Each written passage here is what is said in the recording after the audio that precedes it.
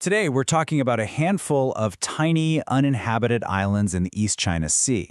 On the surface, they might not seem like much, but they are right at the center of a massive geopolitical flashpoint, one that involves patrol ships, fighter jets, and the promise of huge underwater resources. So, how in the world did we get here? To really understand the tension, you have to look at the competing claims.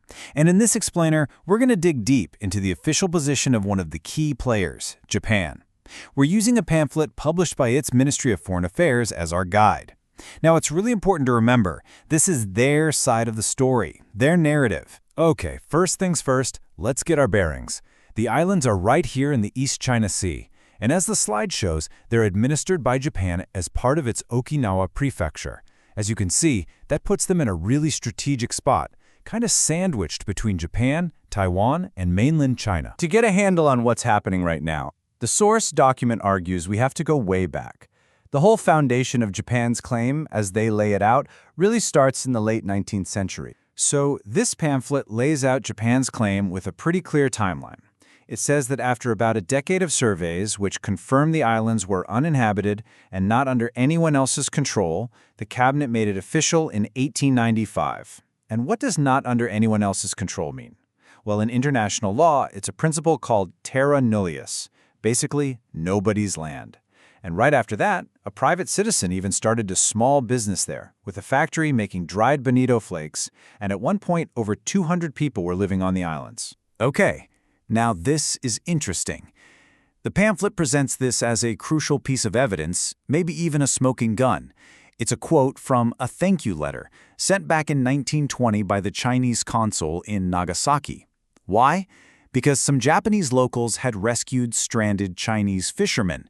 And in the letter, the consul specifically refers to the islands by their Japanese name and as being part of Okinawa Prefecture. The document argues this is basically an official Chinese acknowledgement of Japanese sovereignty from that time. All right, let's jump forward to the post-World War II era. The pamphlet points directly to the 1952 San Francisco Peace Treaty. It argues that this treaty, which redrew Japan's modern borders, kept the Senkaku Islands as Japanese territory, just under U.S. administration for a while. Then in 1972, they were returned to Japan's full control right along with the rest of Okinawa. And the document really hammers this point home. At the time, no country, not China, not Taiwan, raised any objections. So the picture this pamphlet paints is one of quiet, established administration for decades and decades. But then something changed. What was the catalyst? What lit the fuse for the dispute we see today? Well, according to this document, the whole story hinges on one single event, an academic survey of the seabed back in 1969, which was conducted with cooperation from a United Nations committee. And boom.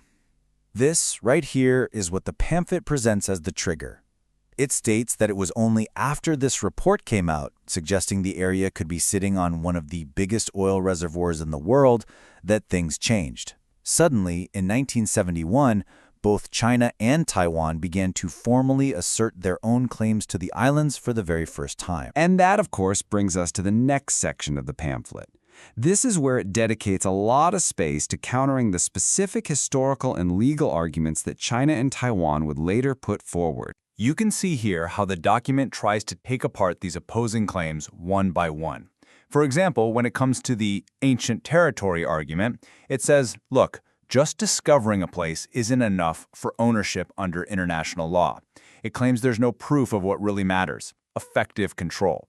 It also pushes back hard on the idea that the islands were part of a war treaty, arguing they were already incorporated into Japan before that war even ended. And then the source kind of flips the script. It argues that, hey, if you look at Chinese documents made before this whole dispute blew up, they actually seem to support Japan's position. It points to a 1953 article in the People's Daily, that's the official newspaper of the Chinese Communist Party, and a Chinese-published World Atlas from 1958, claiming both of them identify the islands as being part of Japan's Okinawa. Okay, so let's fast forward to the modern era. The pamphlet frames the 21st century as a period of, escalating and unilateral actions by China. Actions that it says are all aimed at changing the reality on the ground through force and coercion. So check out this chart. It's meant to show you exactly what Japan describes as a dramatic escalation. You can see a sustained, high number of Chinese government ships near the islands, with this huge spike right there in 2012. Now, the document links that timing to when the Japanese government bought 3 of the islands from a private Japanese owner. It says the purchase was just to ensure their peaceful and stable management. But it's not just about ships in the water. The pamphlet also points to a string of legal moves by China. A 1992 law that claimed the islands, a 2013 air defense zone trying to control the skies above them, and then a 2021 law. The pamphlet says this 2021 law is especially worrying because it gives China's Coast Guard the green light to use force in a way that, it claims, doesn't line up with international law. So where does that leave us? What's the final takeaway from this document? Well, it could not be more clear. The position is simple. The Senkaku Islands are an inherent part of Japan. Full stop. Which means, from this viewpoint, there is no territorial dispute to solve. China's actions are seen as a direct challenge to the international rule of law, and the pamphlet says Japan will respond calmly and resolutely. And that really leaves us right at the heart of the tension this pamphlet is trying to convey. It frames the entire situation as a stark conflict. On one side, what it presents as historical facts and international law, and on the other, the growing, constant pressure of Coast Guard ships and military activity. It really poses a fundamental question for how we handle international disputes in the 21st century.